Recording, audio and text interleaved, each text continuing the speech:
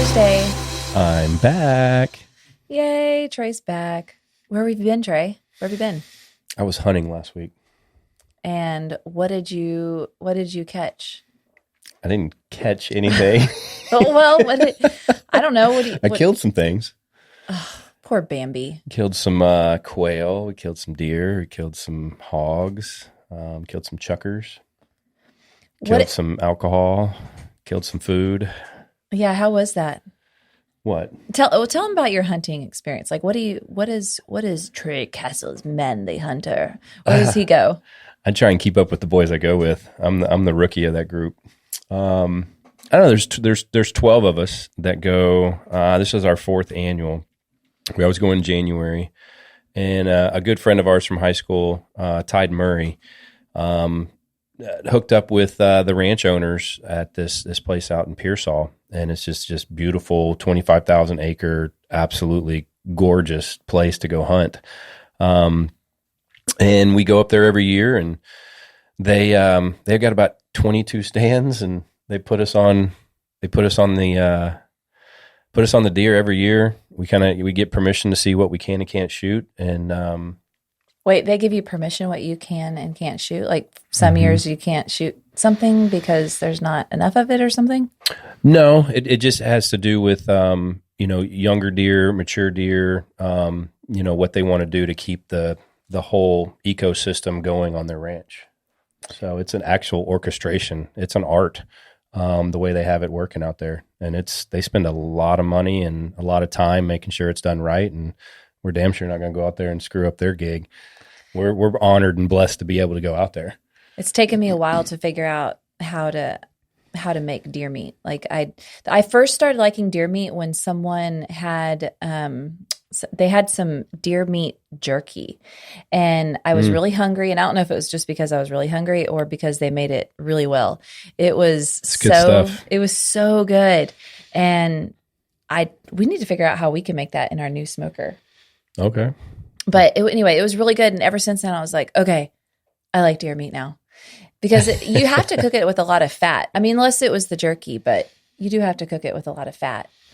Yeah, well, this is my 3rd year to go out of 4, and I come back every year with our stock for the year. Yeah. So what did y'all eat while you were there? Did y'all just get wined and dined, fed like kings? I mean, we did. There's an amazing couple, Martha and Hector, and they've literally been on that ranch for 40 years.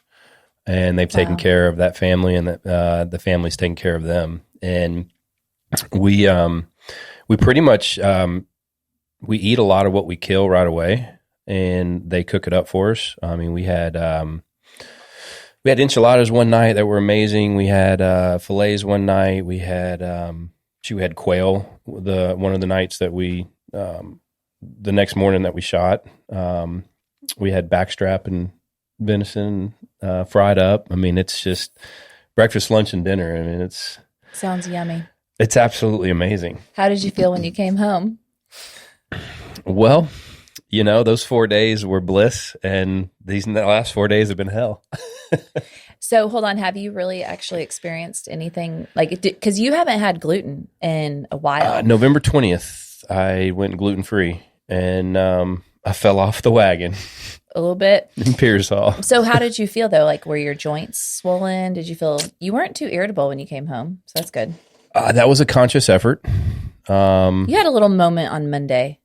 It was a little moment. Monday was Monday, man. I mean, you come off of a 4-day weekend like that, back to reality. You don't want to be there. You don't want to be home. You know what? You want to be back on the ranch. I'm kind of just learning to just kind of ignore you on Mondays and Tuesdays. Like, let it go to Wednesday. Yeah. Maybe even Thursday. I just leave you alone. Like, just let you do your thing. And if you have to be on the phone till the evening time, Had to get called back up. I mean, there's not much communication on Monday and Tuesday between the two of us.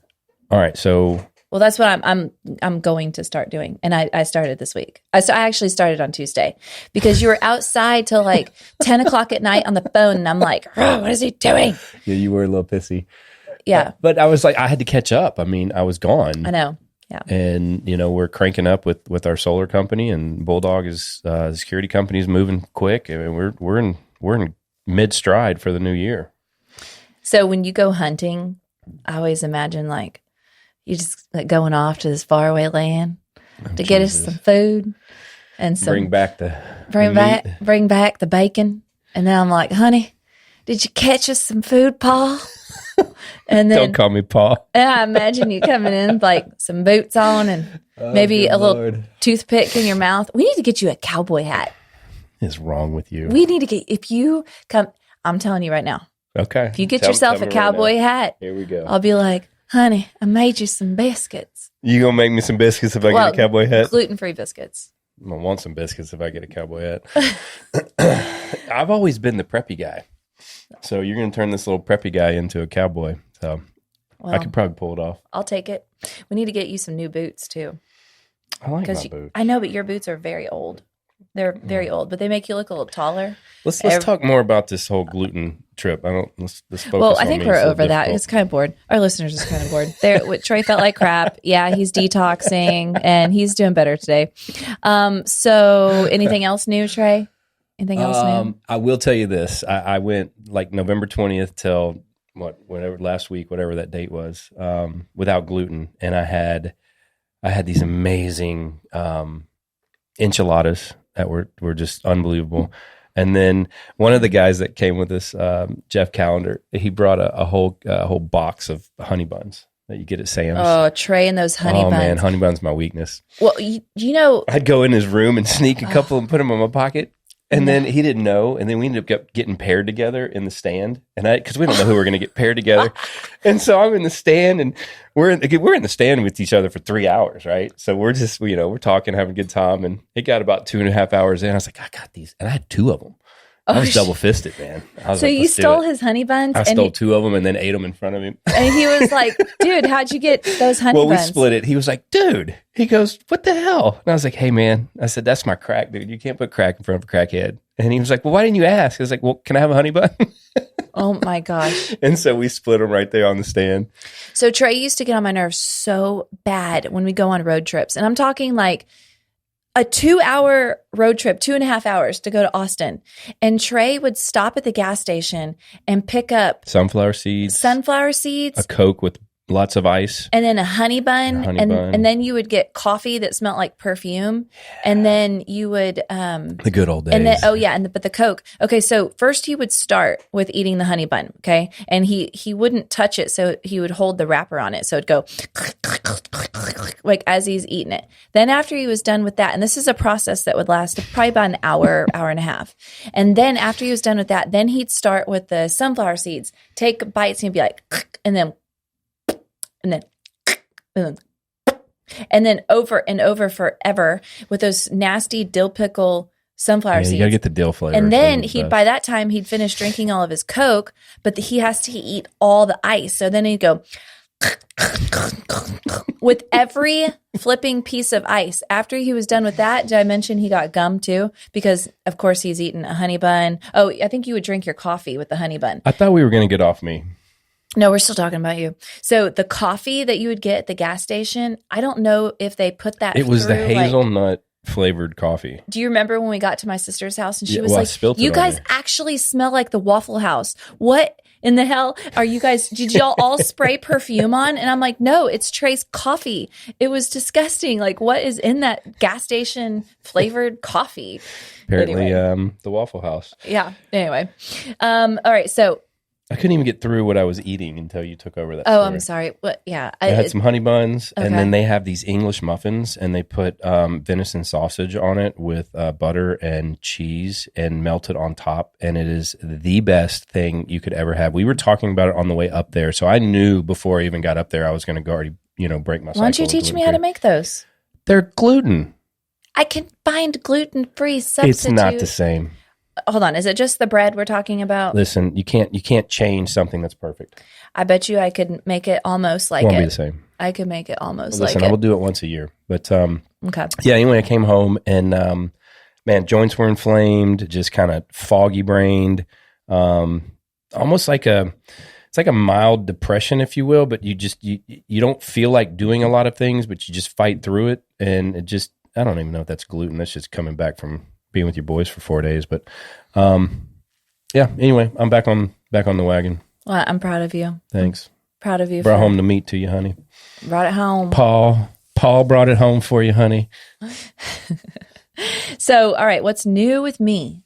You didn't ask, but I'm going to tell you. Hey, what's new with you, honey? I'm going to tell you. Okay, I'm almost finished with my real estate school. So I finished all my classes, and now I'm just taking the exam prep class. I already took an exam prep class, but now I'm doing an exam prep online with this guy named Prep Agent, and I bought his name. Well, that's his website. This guy named Prep Agent? His website is is prepagent.com.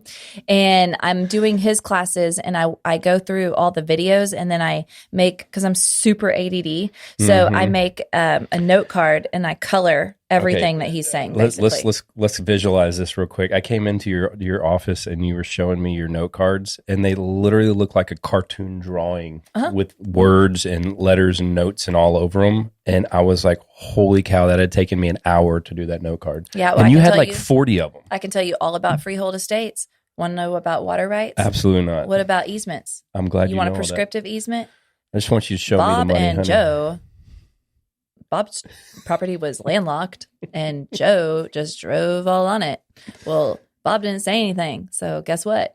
Joe got to apply for a prescriptive easement. That's just wonderful. Yeah. I'm very proud of you. Okay. So anywho, let's see. There's that. So I'm about to take the test soon. And then food prepping. Okay. So this is one of the things I want to talk about today if we ever get to a solid subject of something that you can take home from here. So food prepping, I'm repeating the Whole30 again, which when I first did the Whole30 in November, and I say the first time, of this season that we're in, I did the Whole30, but I didn't really food prep a whole lot, really at all. So I just kind of winged it every single day. And many days that got me going towards handfuls and handfuls of cashews. And cashews are wonderful, but maybe not handfuls and handfuls of them. So this time I said, okay, whenever I do the Whole30, I want to actually have some good recipes. I want to have food on hand. What? You're about to say something. No, I was just thinking about the Whole30. We got a buddy that started it in January, and he came up to the tier list with us, and he had his cooler full of food that his wife made him, and we were all dogging him. But yeah, he's in it. He's already lost 15 pounds. That's awesome. Yeah, I could tell. Yeah, he's doing good.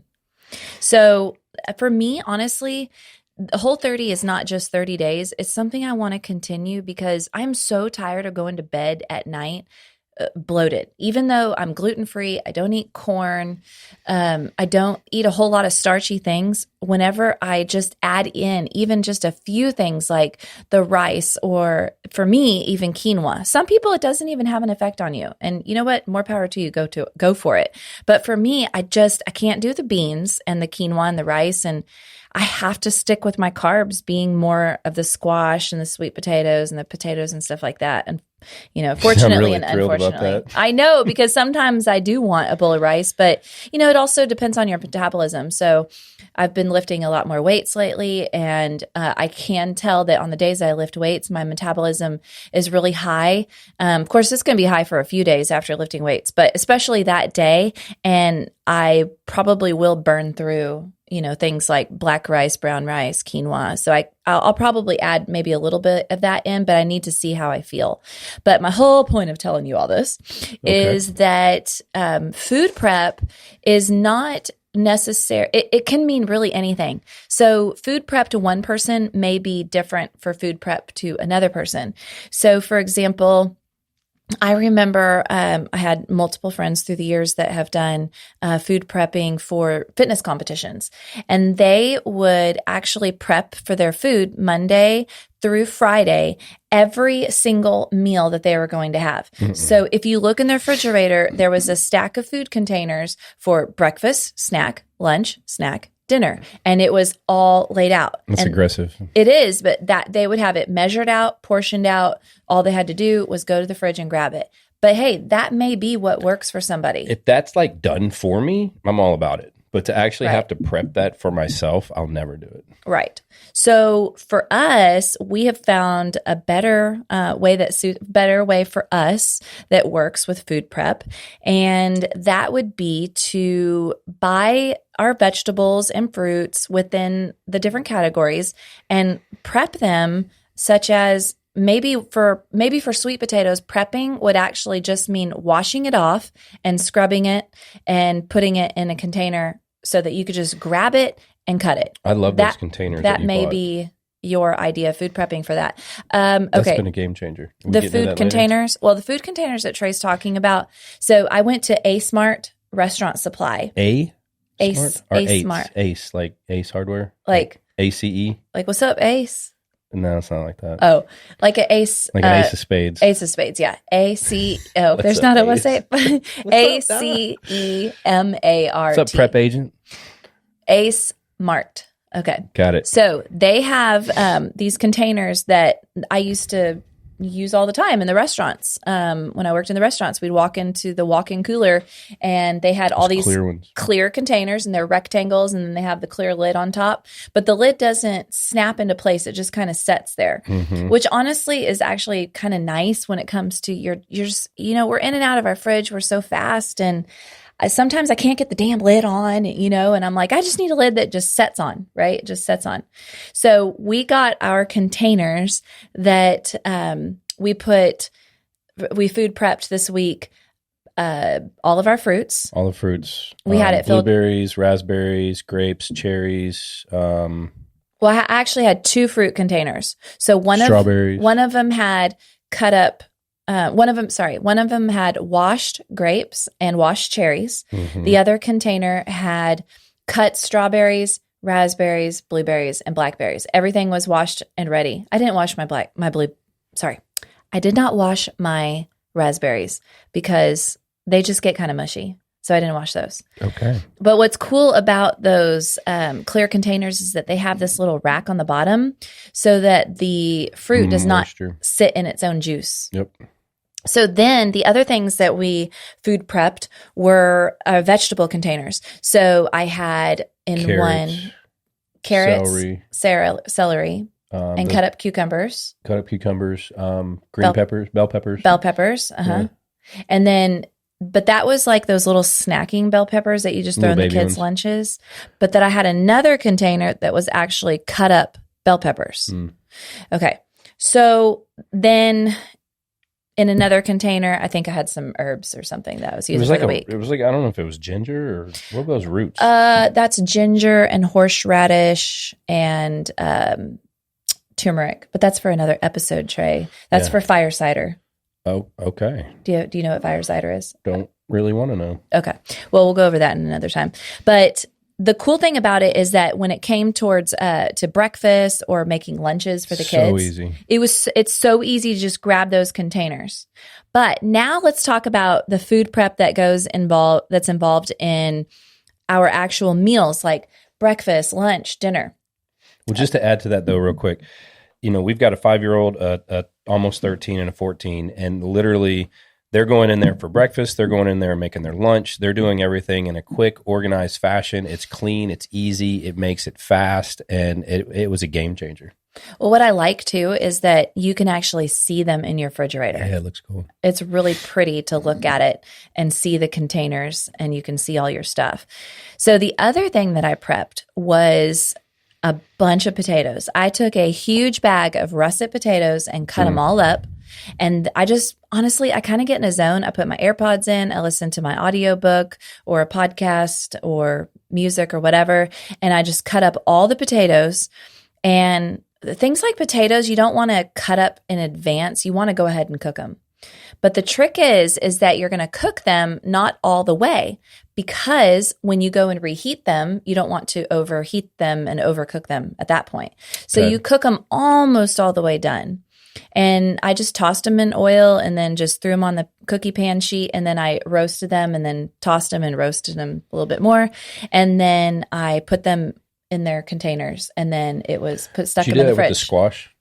So I had a container full of cooked squash. I had a container full of roasted broccoli, a container full of sauteed bell peppers and onions, and then a container full of sauteed asparagus. And then I had a container full of chicken that I made, and then cooked chicken, and then a container full of ground deer meat.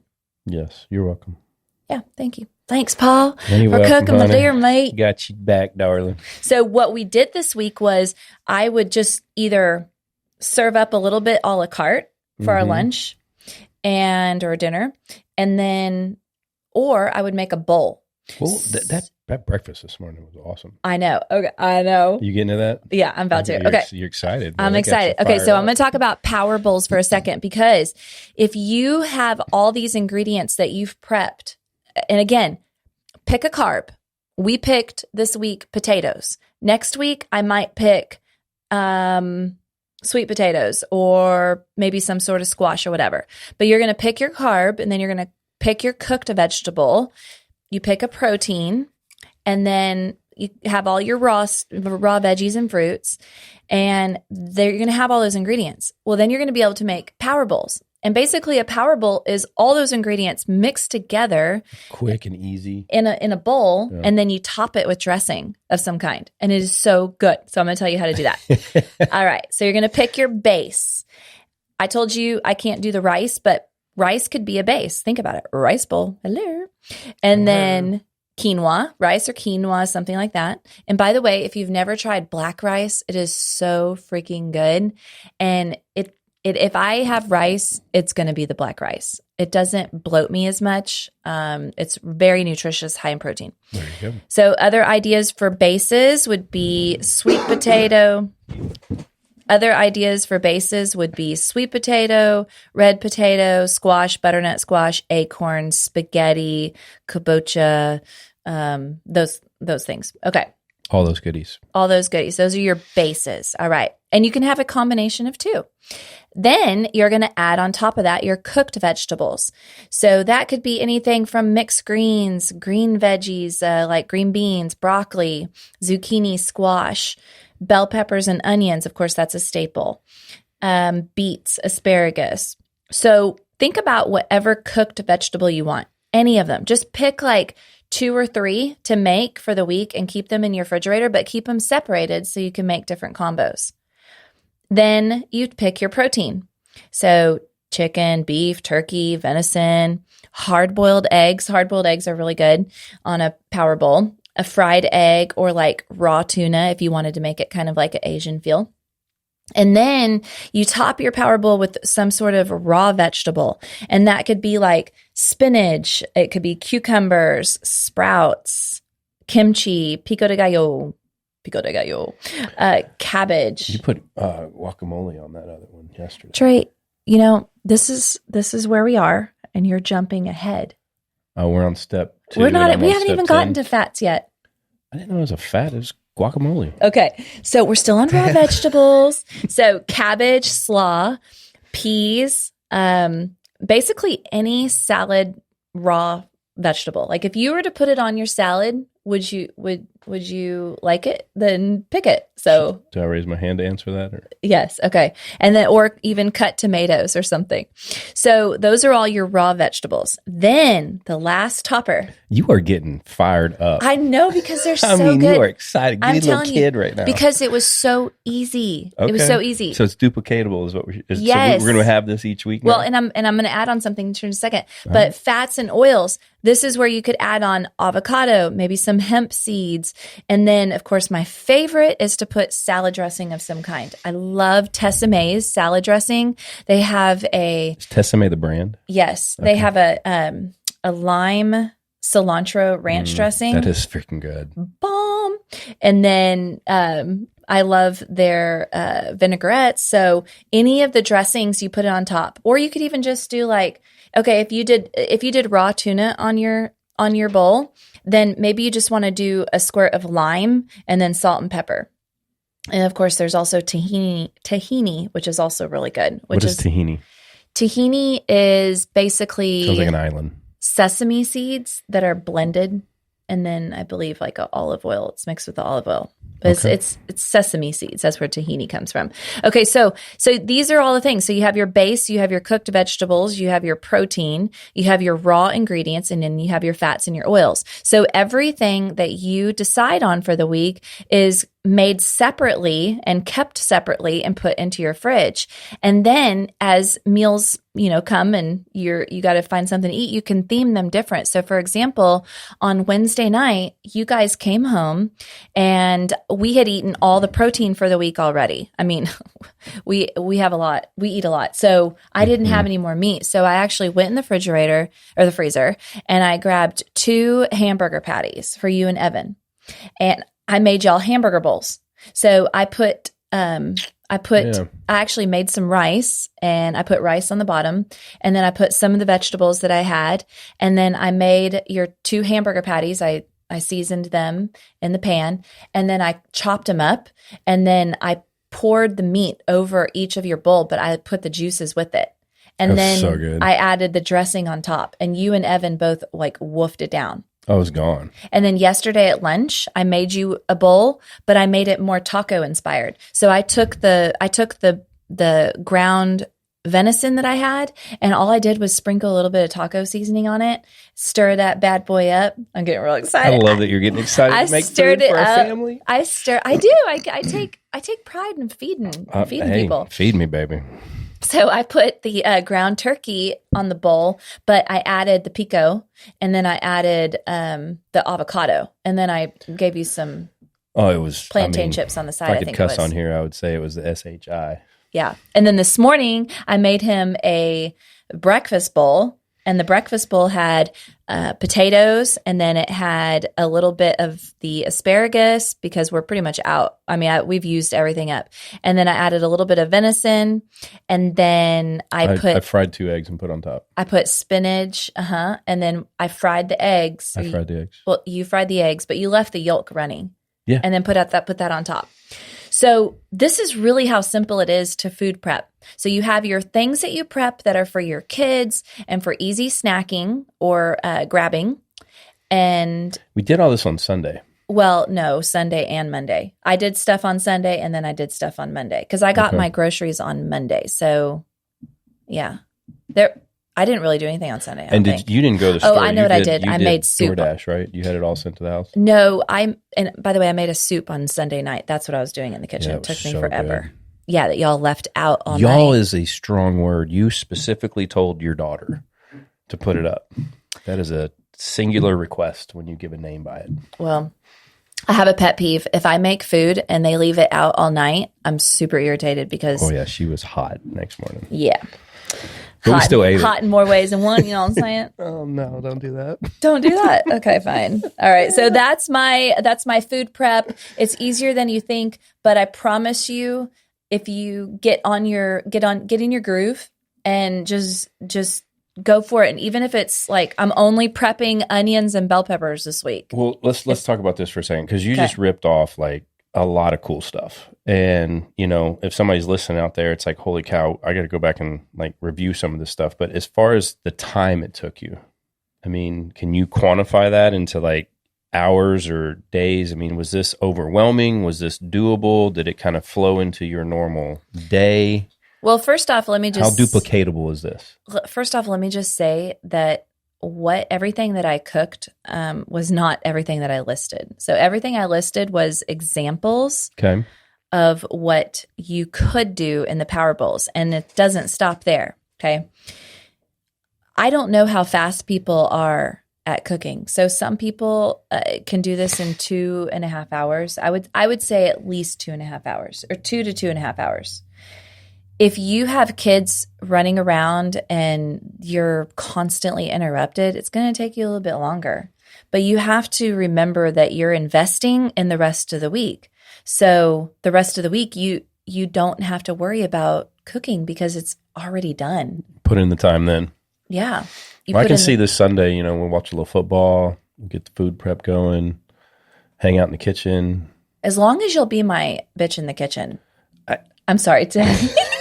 I meant like my like your sous chef. Chef. Sorry, yeah. That's what I meant to say. Sous chef. Sous chef. Listen, if you cook the way that you've been cooking and I don't have to do anything, I will be your bitch. Okay. Because I really like it if you could sometimes just help me, wash some of the dishes or something like that, because I always wash the dishes. Yeah, I know. That's my job. I don't cook and I clean. And you're doing a very good job of that. Thank you. Don't touch me. Words of affirmation, physical touch. Here we go. Right here. I'm rubbing Trey's shoulder. Kind of feels good, actually. Can you keep doing that?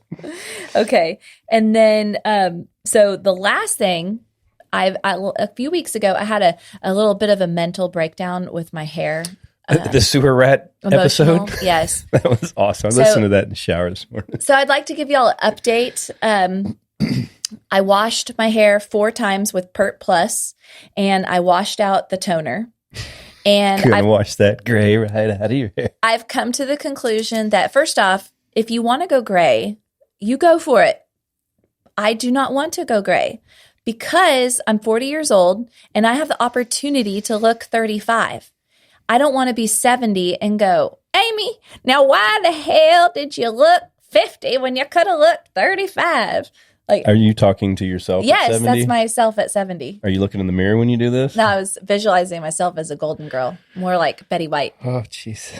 So I have come to the conclusion that I'm like, if I have to go get my hair done every 5 or 6 weeks, like consistently to not show the gray, then that's what I will do. Okay. And I also have a hair plan. I called my friend Stan. I've got a plan. Hold on. You called your friend Stan for a hair plan? No, I'm just kidding. I just made that up because it rhymes. Okay. So I've got a hair plan. First off, like I said before, I didn't care that I was going gray. Well, now I'm like, all right, I'm going to cover it up. Well, I would like to minimize what is the word? I would like to minimize the occurrence, or the amount of gray coming in. Okay. And there is a lot of talk and Ayurvedic medicine and that talks about copper deficiency and hair going gray. Is that why we have that copper base next to the water? So I am now drinking my water out of copper. So every day I'm constantly filling up this copper water pitcher that I got off Amazon. It's $59. Crack me up, dude. It's $59 and it has a copper inside. So you have to make sure that whatever pitcher that you order, it has a copper on the inside. And so I'm drinking that. I've seen pictures that will blow your mind. Yeah. You got sold. Yeah. No, my friend, I have actual friends. You always have a friend that knows somebody that's did something. Well, yes, that's how it is. So that's number one. And then of something that I'm going to do internally for myself to stop the gray from coming in. Well, we used to wear the copper bracelets in golf. Yeah. Which it helps with like the inflammation and arthritis. Yeah. So there is something to do about copper. So I wonder if that would work on dogs if they have arthritis. Please don't do that. Arthritis. Speaking of do you get it? Speaking of arse. No, wait, hold on. We can't talk about that yet. You can't talk about that? No, that's to be continued. Okay. So master formula, I'm going to be better at taking my vitamins. There's so many supplements out there for hair. You know, that is funny because that is one thing that you enforce in our family is the vitamin regimen. Mm-hmm. But you are the best person in telling us to do it, but the absolute worst person in enforcing it with yourself. Okay, I'm very good at taking anything that I can drink, or if it's a gummy. Yeah, you and the kids go through those gummy vitamins they're like so they're candy. good. I love gummies. I mean, I don't eat sugar. You have to hide them from the kids and myself. Well, actually, if I eat too many gummies, I will get constipated. So I've learned my lesson. Okay, too many times. So right, I cannot eat those. So now I'm like, I only get 6 gummies a day. Okay. Yeah. So how do you? Well, can't you do like a powdered greens or something that could offset some of the physical pills you take? Yeah. Well, and then the next thing that I was going to do is I'm going to purchase some colostrum.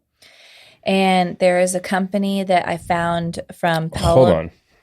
What? Colostrum is what I remember I was... It's not human colostrum. It's taking a syringe from your breast when Avery was born and putting it in her incubator and feeding her. That's colostrum. Okay, I was pumping.